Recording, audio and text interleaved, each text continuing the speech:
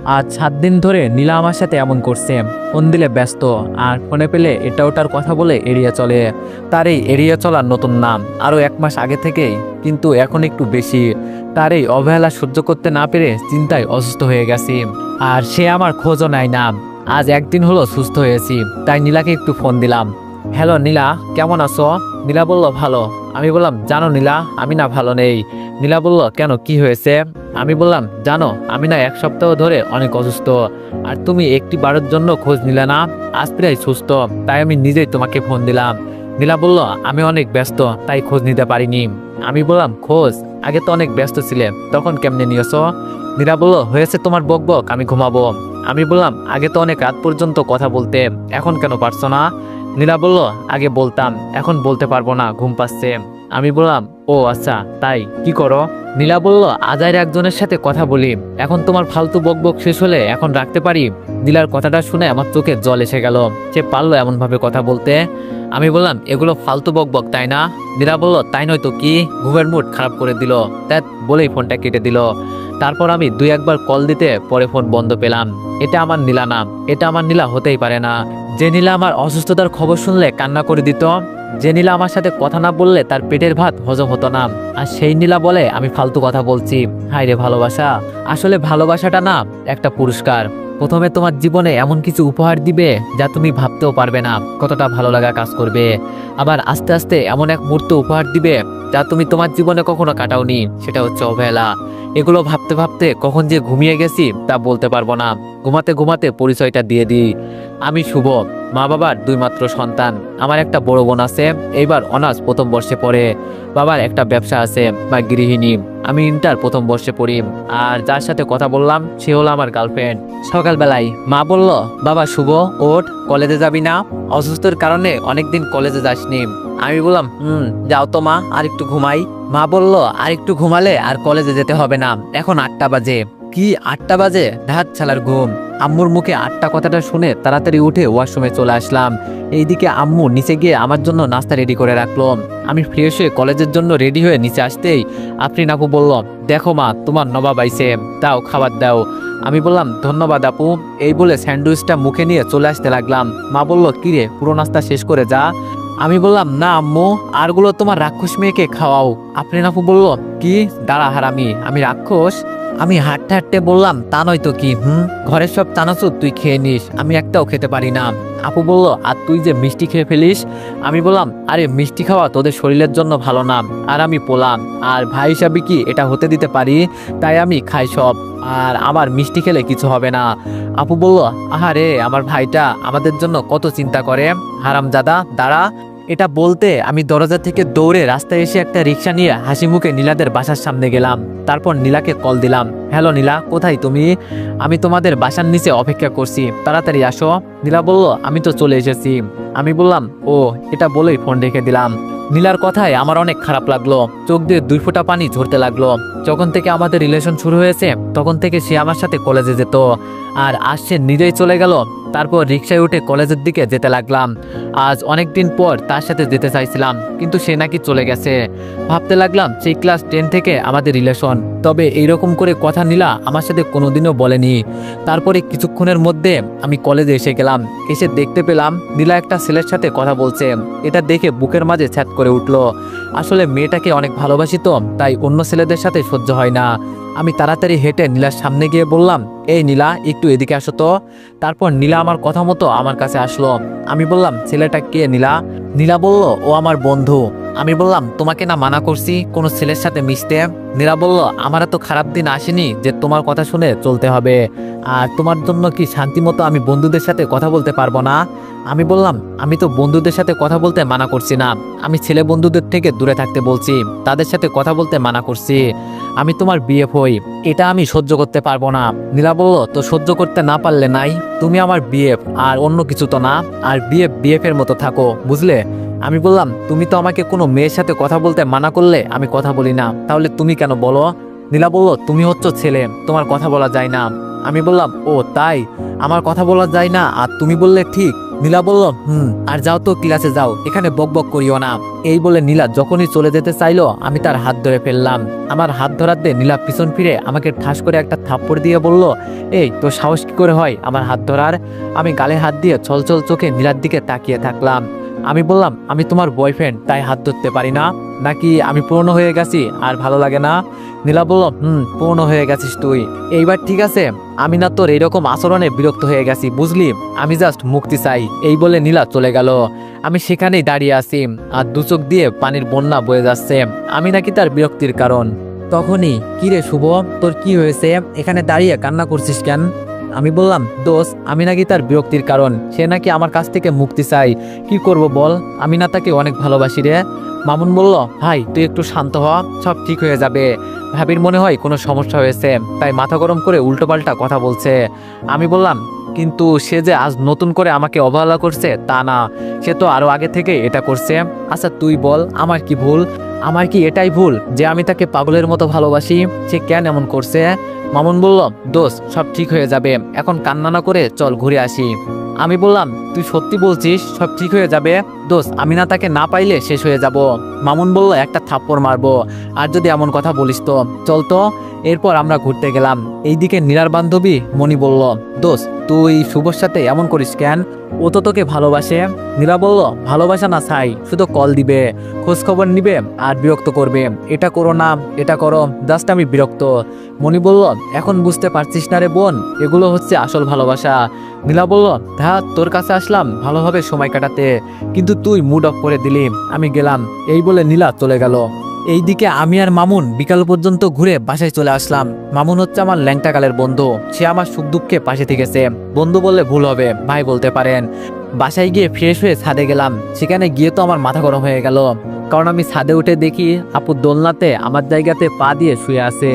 আমি গিয়ে আপুর চুল টেনে দিয়ে বললাম, ওই রাক্ষসী, আমার জায়গায় বসলি কেন? আপু বলল, তোর জায়গায় বসতে আমার বয়েই গেছে, আমি তো পা দিয়েছি। আমি বললাম, তুই আমার জায়গাতে পাও দিবি না, তা দিলি কেন? আমার বসার জায়গা সুন্দর বলে।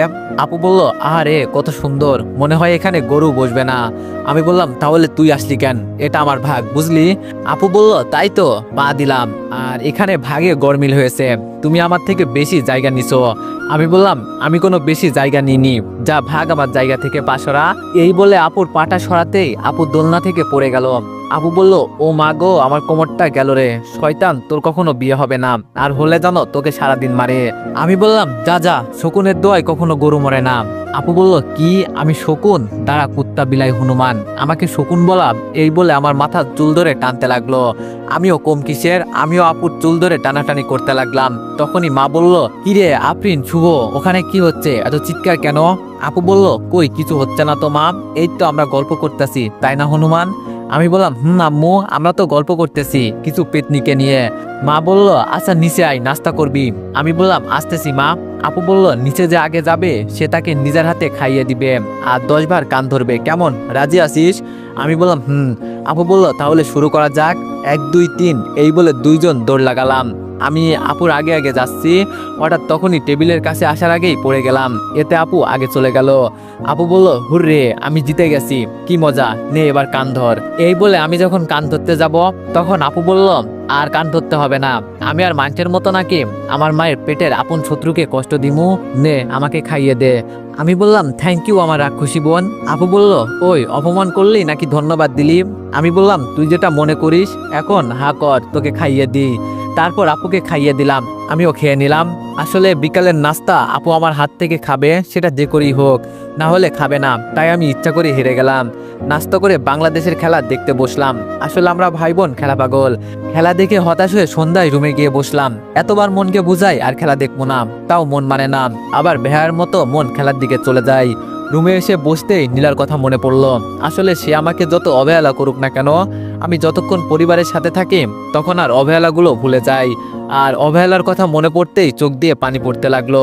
কি করব, তাকে যে অনেক ভালোবাসি, তাই দেরি না করে নীলাকে কল দিলাম। কিন্তু ব্যস্ত বলে। এইভাবে 3-4 বার কল দিতে ব্যস্ত দেখাই, তাই মন খারাপ করে ফোন রেখে তাকিয়ে থাকলাম, কিন্তু সে আর কল দেয়নি। তারপর পড়তে বসলাম। পড়া শেষ করে রাতে খাবার খেয়ে রুমে আসতেই মামুন কল দিল। মামুন বলল, দোস্ত কি অবস্থা তোর? আমি বললাম আলহামদুলিল্লাহ ভালো, তোর? মামুন বলল, ভালো। ভাবির কি খবর, সব ঠিক হয়েছে? আমি বললাম মিথ্যা বললাম। মামুন বলল, দোস্ত তাহলে ঘুমা, আমার উনি কল দিচ্ছে। আমি বললাম কথা বল বাই। এইভাবে যতই দিন যাচ্ছে নীলার অবহেলাগুলো আরো বেশি বাড়ছে। ফোন দিলে ব্যস্ত, ফোন ধরলে কাজের বাহানা দিয়ে রেখে দেয়, কলেজে কথা বলতে গেলে এটা ওটা বলে চলে যায়। আমি জাস্ট পাগল হয়ে যাব মনে হয়। তার এই অবহেলা সহ্য করার ক্ষমতা আল্লাহ আমাকে দিয়েছে। ওই যে তাকে প্রচুর ভালোবাসি, দিনে তো এটা ওটার ভিতরে ব্যস্ত থাকি, তাই কিছু হয় না, কিন্তু রাত হলে আমার মনে অন্ধকার নেমে আসে, যেই অন্ধকারের কষ্টে নিজের ভিতরটা কুড়ে কুড়ে খাই। ভালোবাসার কথা আমি বলিনি, সেই আমাকে ভালোবাসতে বাধ্য করেছে। যদি এমন ভালোবাসা বাসবে তাহলে আমার পিছনে কেন পড়েছিল? আজ রাতে শুয়ে শুয়ে মোবাইল টিপতেছি, তখন মামুন কল দিল। আমি বললাম, হ্যালো কেমন আছিস? মামুন বলল, ভালো দোস্ত, তোরে একটা কথা বলতাম, রাগ করিস না? আমি বললাম, আরে আমি রাগ কেন করব বল। মামুন বলল, আজ বিকালে দেখলাম পার্কে একটা ছেলের সাথে নীলাকে, তোর মোবাইলে একটা ছবি পাঠাচ্ছি দেখ। আমি বললাম, আরে হয়তো তার কাজিন হবে, যাক আমি দেখতাছি, পরে কথা হবে। তারপর আমার হোয়াটসঅ্যাপে একটা ছবি আসলো, দেখলাম ছেলেটা আমাদের কলেজের, আমাদের সিনিয়র।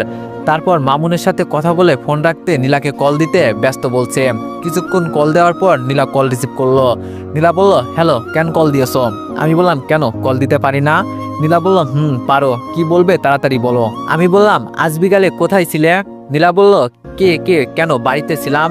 আমি বললাম, মিথ্যা কেন বলতেছো? বিকালে তুমি পার্কে কার সাথে ঘুরছিলে? নীলা বলল, ও সে তো আমার বন্ধু। আমি বললাম, এই তোকে কতবার মানা করব কোনো ছেলের সাথে কথা না বলতে, তাও কেন কথা বললি? নীলা বলল, শুভ আমার কথাটা একবার শোনো। আমি বললাম, রাখ তোর কথা, এই বলে ফোন কেটে দিলাম। এখন ভাবতে লাগলাম, মেয়েটাকে একটু বেশি বকা দিয়ে ফেললাম, অনেক কষ্ট পেয়েছে মনে হয়। দেখি তো আমার সব সময় রাগ ভাঙাই, তাইও কল দিলে সরি বলে নিমনি। এইবার আমি তার ফোনের অপেক্ষা করতে লাগলাম। আমি ফোনের দিকে তাকিয়ে থাকতে থাকতে রাতের 1টা বেজে গেল। আমি অবাক হয়ে গেলাম, যেই নীলা আমি রাগ করলে সাথে সাথে কল দিয়ে রাগ ভাঙাতো, আর সে একবারও কল দিল না। আমি এসব ভাবতে ভাবতে ঘুমিয়ে গেলাম। সকালবেলা ঘুম থেকে উঠে ফ্রেশ হয়ে নাস্তা করে নীলাকে কল দিলাম, তুমি কোথায়? আমি তোমার বাসার সামনে আসতেছি। নীলা বলল, না শুভ, আশা লাগবে না, একসাথে এখন যাওয়া যায় না, আমরা এখন বড় হয়েছি, তাই তুমি কলেজে চলে যাও। আমি বললাম, ও আগে বড় ছিল না তাই তো? নীলা বলল, একটু বোঝার চেষ্টা। আমি আর কথা না শুনে ফোন কেটে দিলাম। সে আমাকে বলেছিল আমি তাকে প্রতিদিন কলেজে নিয়ে যাব, বাড়িতে দিয়ে আসবো, আর আজ সে নিজেই বলছে না নিয়ে যাওয়ার জন্য। আসলে মানুষের কাছে শুনতাম ভালোবাসা পুরনো হয়ে যায়, আর সেটা বুঝতে পারলাম। কলেজে গিয়ে বসে থাকলাম, উদ্দেশ্য নীলার সাথে কথা বলবো। কিছুক্ষণ পর দেখলাম কাল যে ছেলেটার সাথে ঘোরাঘুরি করেছে, আজ সেই ছেলেটার সাথে রিক্সা করে আসছে কলেজে।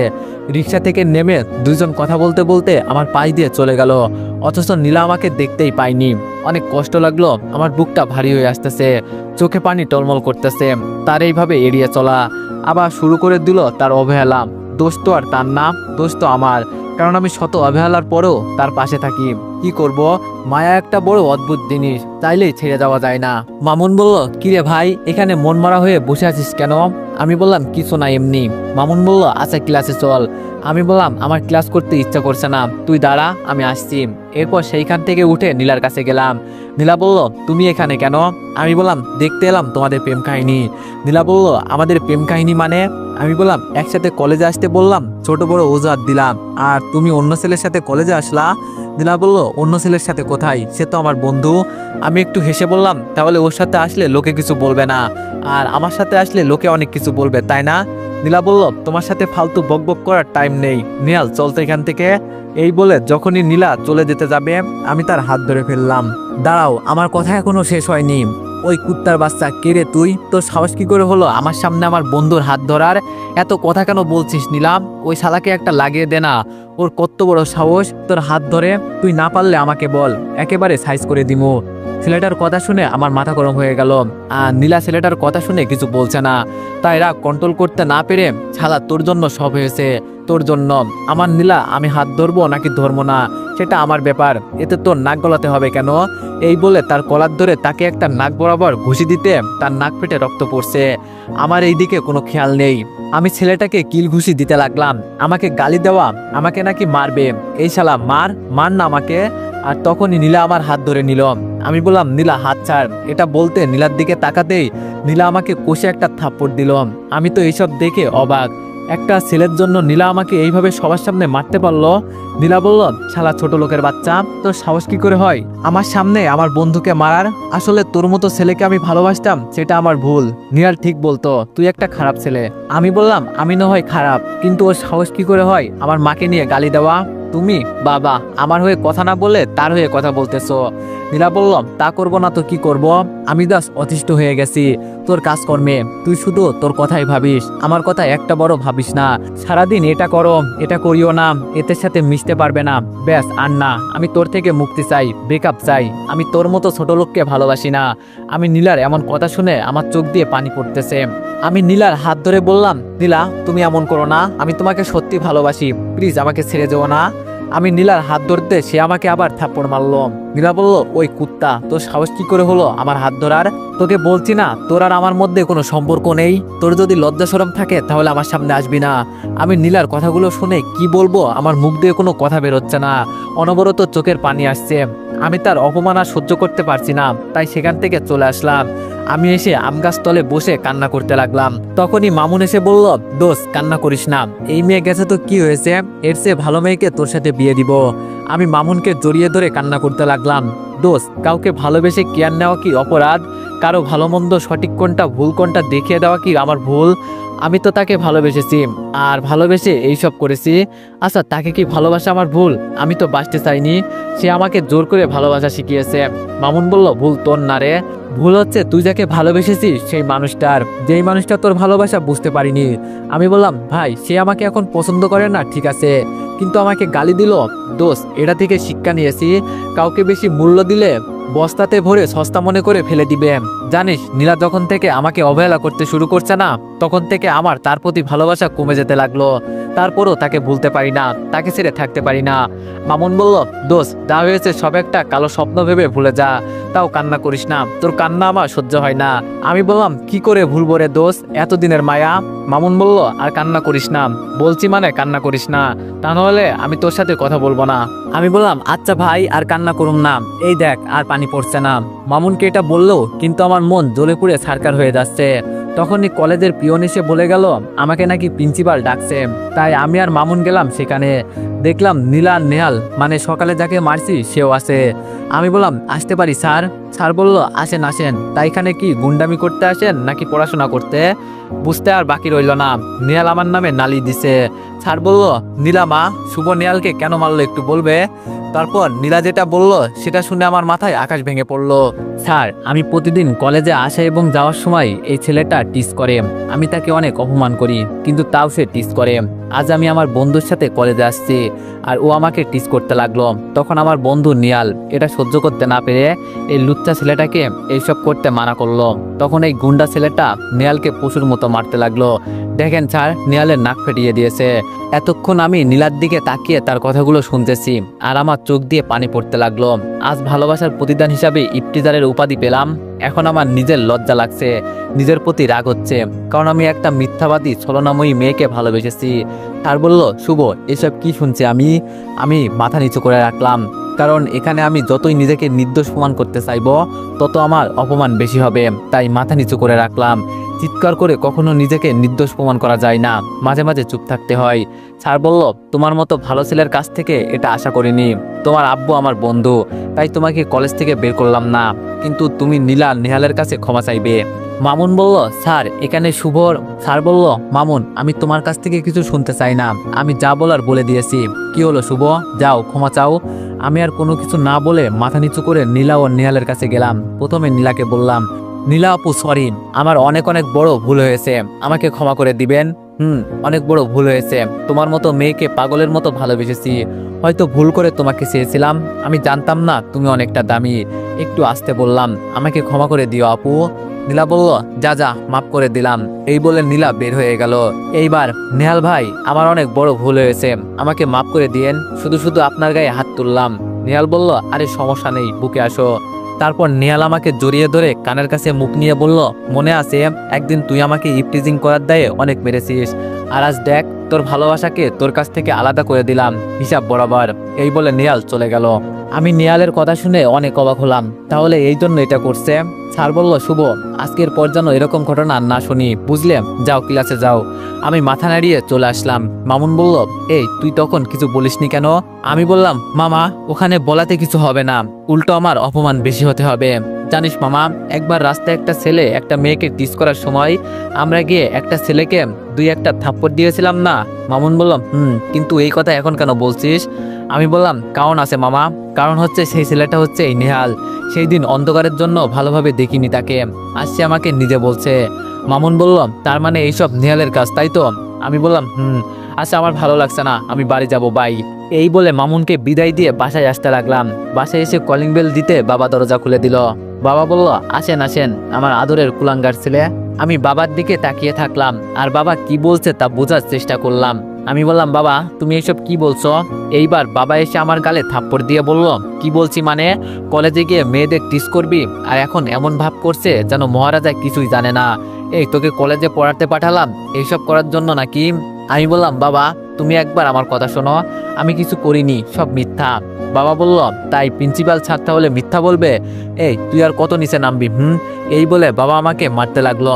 তখনই আম্মু এসে বাবাকে ধরে বলল, কি করছো? ছোট ছেলে, একটু ভুল না হয় করছে, তাই বলে এভাবে মারতে হবে? বাবা বলল, এই তোমার জন্য এইসব হয়েছে। ছেলেকে আদর করতে করতে মাথায় তুলে নিয়েছো, আর এখন আমার মান সম্মান মাথায় তুলছে তোমার ছেলে। আম্মু বলল, এখন রুমে যাও, অনেক মারছো ছেলেকে, আর মারতে হবে না, যাও, সে বুঝতে পারছে সে ভুল করছে। তারপর আব্বু আমার দিকে রাগীভাবে তাকিয়ে রুমে চলে গেল। আমি আম্মুকে জড়িয়ে ধরে কান্না করে দিলাম। আমি বললাম, মা, বিশ্বাস করো, আমি এমনটা কিছুই করিনি, স্যারকে ওরা সব মিথ্যা বলছে। মা, তুমি বলো, তোমার ছেলে এইসব কাজ করতে পারে? মা বলল, আরে বোকা ছেলে, সবাই বিশ্বাস করলেও আমি করব না, কারণ আমি তোকে চিনি, আই খেতে বস। আমি বললাম, মা, আমার খিদে নেই, আমি রুমে গেলাম। এই বলে রুমে চলে আসলাম। রুমে এসে খাটে শুয়ে কান্না করতে লাগলাম। তোকে অনেক ভালোবাসতাম নীলা, আজ তুই যেই অপবাদ দিলি না, তার জন্য তোর ক্ষমা নেই। তোকে আমি ঘৃণা করি, আই হেট ইউ। তোর জন্য আজ আমি বাবার চোখে অপরাধী, বাবার চোখে আজ আমি একজন ইফতেজার, তাই তোকে আমি কখনোই ক্ষমা করব না। যদি জানতাম ভালোবাসার প্রতিদান হিসাবে এই অপবাদগুলো পাবো, তাহলে এই ভালোবাসা কখনোই বাঁচতাম না।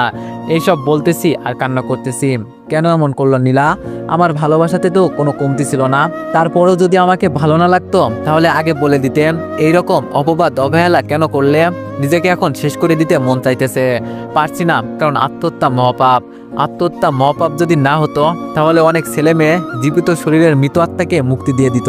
যদি চলেই যাবে, বিধ্বস্ত কাউকে স্বপ্ন দেখানোর কি প্রয়োজন ছিল? এইভাবে তার উপর নানা অভিযোগ আর আগের দিনের খুনসুটিগুলো ভাবতে ভাবতে বুকে মোচড় দিয়ে উঠতেছে। মনে হয় আমার এই প্রাণ এক্ষুনি বেরিয়ে আসবে। এইসব ভাবতে ভাবতে মাথায় প্রচুর ব্যথা করতে লাগলো। এক পর্যায়ে আমি অজ্ঞান হয়ে পড়লাম। মা বলল, শুভ, দরজা খোল, ডিনার করবি না? সেই দুপুর থেকে কিছু খাসনি। এই দিকে আমার কোনো সারা শব্দ নেই। অনেকক্ষণ ডাকার পর মা ভাবলো আমি হয়তো ঘুমিয়ে গেছি। আমার চোখ খুলতে আমার পাশে মাকে দেখলাম। মা আমার মাথায় হাত বুলিয়ে দিচ্ছে আর কান্না করছে। মা বলল, বাবা, তোর কি হয়েছে? তুই অসুস্থ, আমাদের বলবি না? আমি বললাম, মা, আমার কিছু হয়নি, ঠিক আছি। মা বলল, কি ঠিক আছিস? আজ পুরো দিন অজ্ঞান হয়ে আসিলি, আর বলছিস ঠিক আছে? এখন সন্ধ্যা হয়ে গেছে, বুঝলি? আমি বললাম, কি বলো? আমি তো মনে করছি এখন সকাল। মা বলল, আচ্ছা, তুই আমাকে একটা সত্যি কথা বলবি আমার মাথায় হাত দিয়ে? আমি বললাম, কি সত্যি কথা মা? মা বলল, কালকে কি ঘটেছিল সব আমাকে সত্যি করে বল। আমি মার কথা শুনে কান্না করে দিলাম। মা বলল, বাবা, কান্না না করে আমাকে সবকিছু বল, কি হয়েছে? আমি তারপর মাকে A to Z সব বললাম। মা বলল, কি, ওই মেয়ের এত বড় সাহস আমার ফুলের মতো ছেলেকে এত কষ্ট দিল? আচ্ছা বাবা, তুই চিন্তা করিস না, আমি ওই সাতচন্নির থেকেও ভালো মেয়ে আমার ছেলের বউ করব, বুঝলি? এখন এই খাবারগুলো খেয়ে ঘুমিয়ে পড়। আমি বললাম, মা, আমার খেতে ইচ্ছা করছে না। মা বলল, একটা থাপ্পড় দিয়ে সব ভালোবাসা বের করে দিমু। তুই যে ওর জন্য না খেয়ে আসিস, সে হয়তো দিনে 5 বার খাচ্ছে, এইবার খাবেই নাকি জোর করে খাওয়ামু? আমি আম্মুর রাগ দেখে তাড়াতাড়ি হা করে নিলাম। তারপর আম্মু আমাকে খাইয়ে দিতে লাগলো। মা বলল, এই তো আমার লক্ষ্মী বাবু। আম্মু আমাকে খাইয়ে দিয়ে ওষুধ খাইয়ে ঘুমাতে বলে চলে গেল। এইদিকে নীলা, তার মনে হচ্ছে সে কিছু একটা মিস করছে, কিন্তু সে বুঝতে পারছে না সে কি মিস করছে। ওষুধ খেয়ে হাজার ঘুমানোর চেষ্টা করলেও ঘুমাচ্ছে না। নীলার কথা মনে পড়ছে। আমি ভাবতে লাগলাম, সে একদিন বলেছিল একমাত্র মৃত্যু ছাড়া নাকি সে আমাকে ছেড়ে যাবে না, আর আজ সে নিজেই মৃত্যু ছাড়া চলে গেল। আমার জীবন থেকে সেই কথাগুলো ভাবতে অবাক লাগে। চোখের কোণে জমে আছে একটুখানি পানি।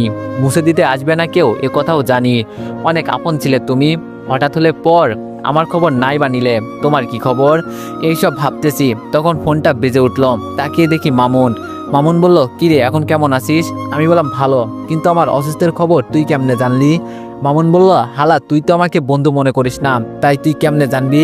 আমি তোকে কলেজে যাওয়ার জন্য কল দিলাম, তুই ধরলি না, তাই তোর বাসায় গেলাম। দেখলাম তোর রুম থেকে কান্নার আওয়াজ আসতেছে তোর মায়ের। দৌড়ে গেলাম, দেখি তোর মা আর বোন দরজার সামনে বসে কান্না করতেছে।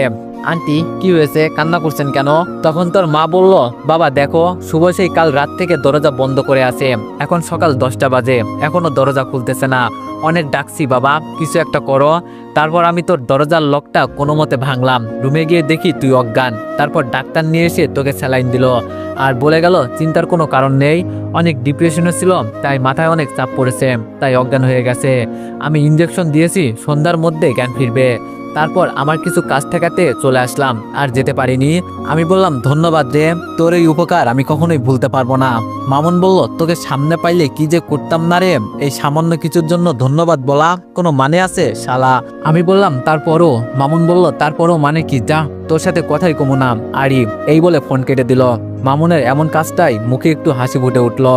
আমার কোনো ভাই নেই, কিন্তু এই মামুন আমাকে কখনো ভাইয়ের অভাব বুঝতে দেয়নি, সবসময় আমার পাশে থেকেছে।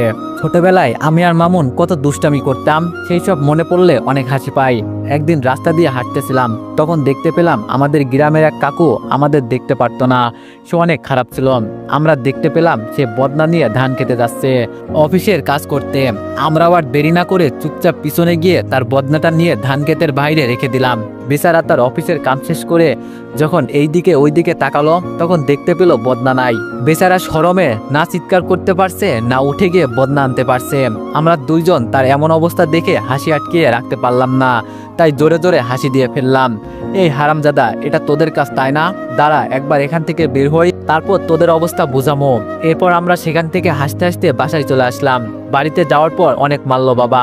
হারামজাদা টাকলাওয়ালা আমার বাপকে বিচার দিয়েছে, সেই দিন মামুনকেও অনেক মারছে। এইসব মনে পড়লে অনেক হাসি পাই, মনটাই চাই আগের দিনে ফিরে যাই। এইসব ভাবতে ভাবতে কখন যে ঘুমিয়ে পড়লাম নিজেও জানি না। সকালবেলা ঘুম ভাঙতে ফ্রেশ হয়ে নাস্তা করে কলেজে চলে আসলাম।